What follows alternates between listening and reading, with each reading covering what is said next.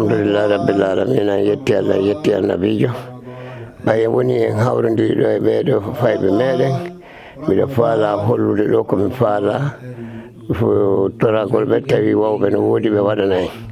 si woni wano suumayre ndun hewtiri ni haray ko honɗum ɓuuri andu o anda wono duwa landade ɓe waɗɗe yeeso anduɓe ɓen ɓe sifano yimɓe ɓen suumayno darade ko ɗum watte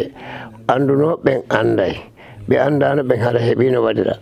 harana en accu ha suumayre ndun daro hara yeetaka yimɓe ɓen ko ɗum ɗo duwa ɗon wadde si suumay on weeta si ƴetto ñalande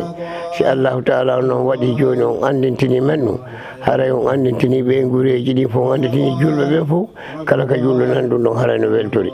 hara meɗen landi iwande makka annuye wiyete ko suumaye heeɓi ko watte e suumaye ko qur'ana jangguete e suumaye ko duwaji on ɗi watte e suumaye eno horirte noon andintinon ɗum famille ji ɗin fof andintinon ɗum julɓe ɓen fof andintinon ɓe guure men nde ara mi toriki Allah yo Allah hawridin e sawaba moƴƴo aray ko ɗum noon tun addunomi ɗo fi yewtugol fi muɗum duuɓi haɗata landagol goɗɗo ko mari duuɓi o landoto ko andi kadi o yo lando no heɓiri duuɓi o landi ɓe duuɓi ɓen kadi heɓoray ɗon saabu makko ɓe andano ɓen kadi anda ara yo Allah hawridini tawnugol en tawa lewru ndu holla en kadi holloɓe no warrete noon holla ɓe guureji ɗi fof no warrete noon tabintina en kadi e waɗugol ɗum hokka en baraji ko woni e suumaye ko ara assalamu aleykum wa rahmatullahi taala wa barakatuh. Ramadan ari jangen dina men Islam rewen jogi men Allah duɓen ruttoɗen hikka buigan tawaja oɗo. Waleykum salam wa rahmatullahi wa barakatuh. Woɓɓe ɓe landi hara hiɓe humpa ko honno hanuɗen wawugol jaɓɓoro lewru ndu suumayendu ko honɗum hanuɗen waɗugol e lewru suumayendu hiɗen hani andugol ɗum ɗon wo ko adi suumaye o darade hara nde mo ara joni hara hiɗen heblanimo moƴƴa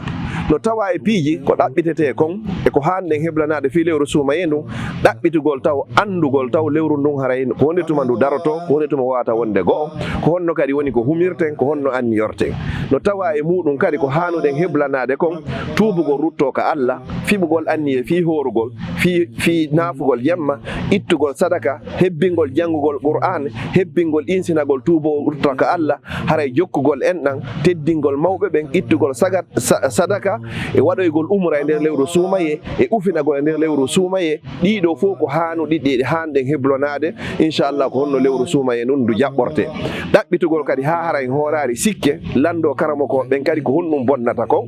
suumaye on e ko honɗum kay ɓurata moƴƴingol kadi suumaye on ɗiɗo fof ko seeɗaji ɗi mi yewti inchallah no hanɗen jaɓɓorade ɗum wallahu taala ala wa alam wassalamu aleykum wa rahmatullahi wa barakatuh.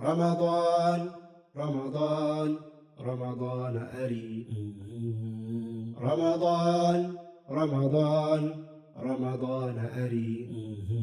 jangen dina men Islam rewen jogi men Allah duɓen ruttoɗen